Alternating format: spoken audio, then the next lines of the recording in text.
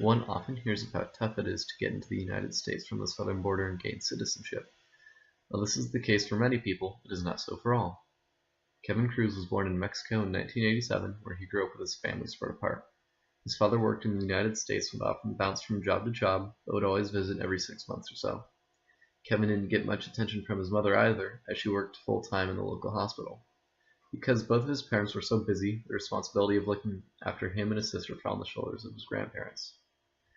However, while Kevin was progressing through his childhood, his father applied for citizenship papers for the family in 1993, Kevin being only 6 years old at the time. When the time came, Kevin never wanted to leave, as he had lived his whole life in Mexico and made friends there. But most of his life he had been warned that there would be a day when he would have to leave. None of them knew when, but they all knew it was coming.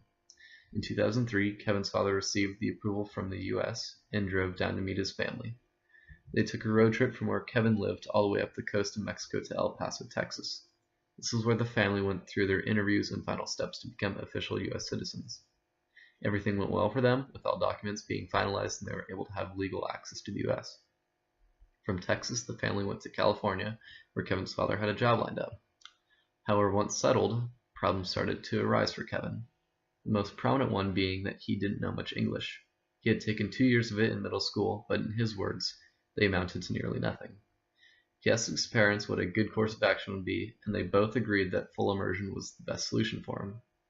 So that is what Kevin did, attempting to listen to those around him and gather knowledge of the language by observing.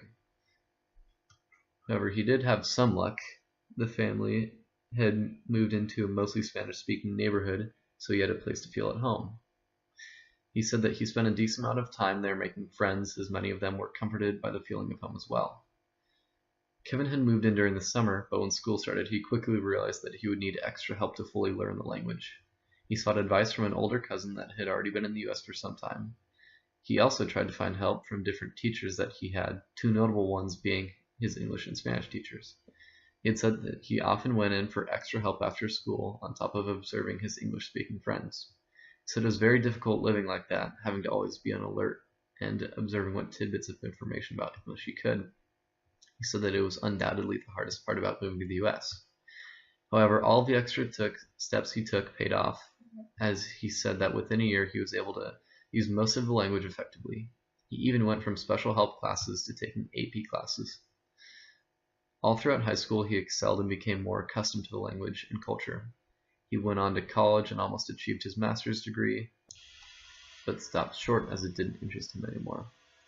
Now he is at Sage Hill School teaching Spanish.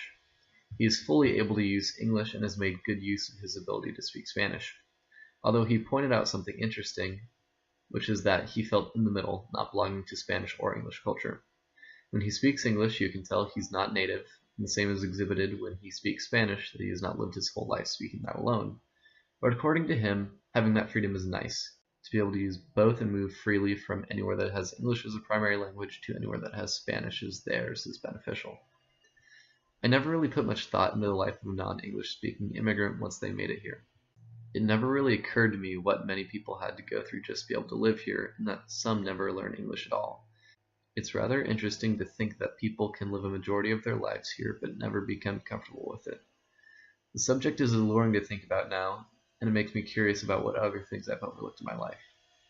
Mr. Cruz's story has definitely opened my eyes. I hope this anecdote has opened yours as well.